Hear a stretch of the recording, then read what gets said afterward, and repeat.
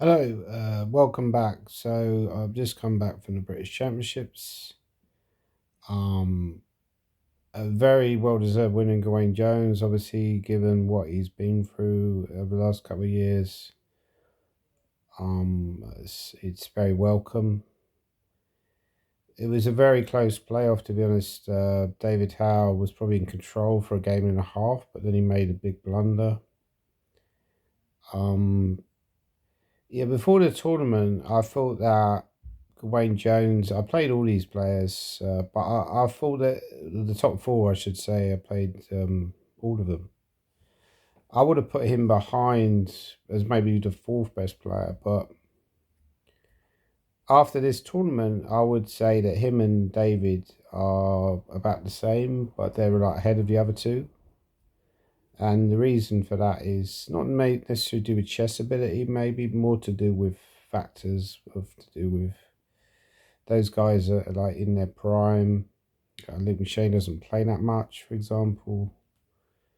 If he played a lot more, I think he'd be up there with those guys. But I think they're a little bit ahead of everybody else. Please leave your comments down below to see if you agree with me. But I was quite impressed with Gawain. We did a little interview afterwards, and just the way he'd control the position. Just he spots ideas very quickly. I think that's one of his great strengths. He's very tactic. He's very quick tactically. So then he can survive a lot of bad positions. So it looks like maybe fortune sometimes. It doesn't look as impressive as other players, but it's a lot of energy and a lot of calculation, a lot of good feel. In a way, I look at him as like maybe even a high class Student Hodgson. Not that Student Hodgson wasn't a high class himself, but even stronger version of Student Hodgson in that he's super laid back. Anyway, it was a good win. I really enjoyed doing the commentary. Not sure if I do it next year. I'll try and give it a go. You got to try and win, right? But I enjoyed doing it. It's the one of the main advantages of doing the commentary as opposed to the playing is that it's more relaxing doing the commentary. You feel like you're on holiday. Really, it's not really a job. It's just enjoyable. You're paid to talk about chess. When you play, there's always that sort of anxiety at the back of your mind. You're worrying about the game. I don't really enjoy playing that much, but well, we'll see anyway going forward what happens. But um, hotel I stayed in wasn't great. It was okay, but there were a couple of issues at the hotel. For example, they didn't really clean my room towards the end. At the start, they were cleaning the room, and then by the last 3 or 4 days, they never bothered to clean it.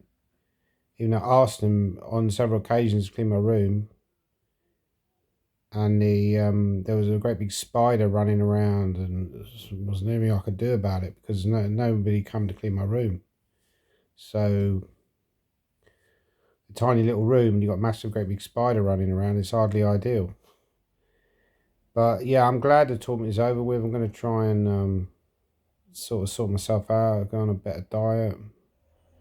But it's hard when you're on a chess lifestyle because it's all just shit, just eating shit every day. I look like a mess. I'm absolutely shattered. Got all these health issues.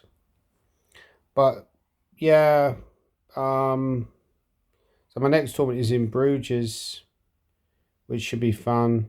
Try and stay away from the bars, otherwise I just get even fatter. Probably be having lots of unhealthy, meals out in the squares or whatever they are. Yeah. So, but yeah, that should be fun. But it is 7 games in 9 days, so it's not quite as a relaxing schedule as 9 games in 9 days. The British, the last day was too much. It was 9 hours we were there for, from 10 till basically almost 7 or gone 7. It's just too much. I mean, I think that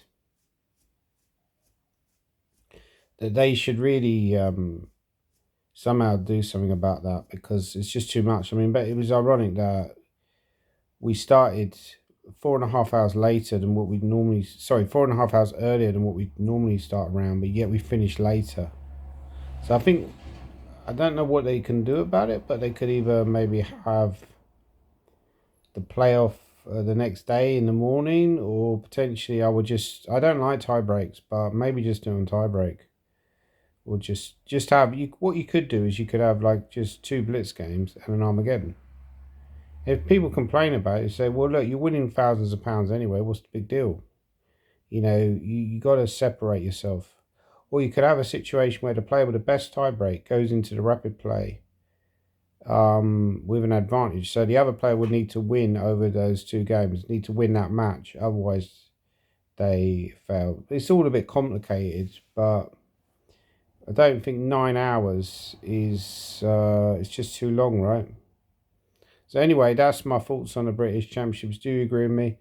As I said before, I made a mistake by putting Gawain as 30-2, I think, in hindsight. And also, he has been an informed player, so it shows that form in chess is very important. He's very confident.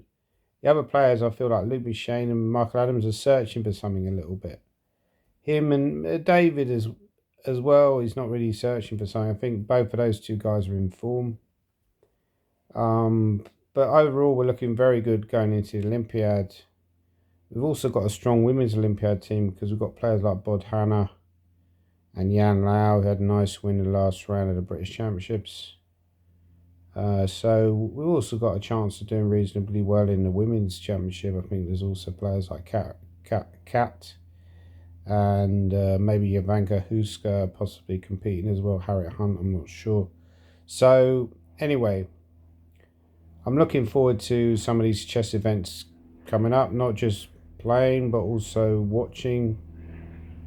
Do you think I should do more commentating, or do you think that I should just focus on the playing? It seems to be a way that a lot of people are going now, but somehow I feel uncomfortable commentating when I know I could be playing. There's something in the back of my mind feels like I should be playing instead of commentating. So it's like you have to, there's a certain level of acceptance. You have to accept that you're not playing and just get on with it. Anyway, thanks for watching these video updates on the British Championships. It's been a blast. I really enjoyed the British this year. In Hull, the only one thing I would say is Hull, the people that were rioting are an absolute disgrace. These people are utter morons. It's probably the biggest disparity in IQ in recorded history for a 1 mile radius between the British Chess Championships and the far-right protesters. The problem is that they feel that they're protesting in a way that's going to bring about change, but it won't. It'll just won't change anything. And the thing is, a lot of these people coming into Hull from outside Hull, they don't really care about Hull. They just care about causing chaos. Because essentially, yeah, I just feel that they're just sort of harming Hull, because the problem is something like the British Chess Championships, people won't go back there. If they hold the British Chess Championships in Hull, there's a lot of Asian families that play chess, and they won't play in Hull if there's all this nonsense going on. So the ECF won't go to Hull anymore.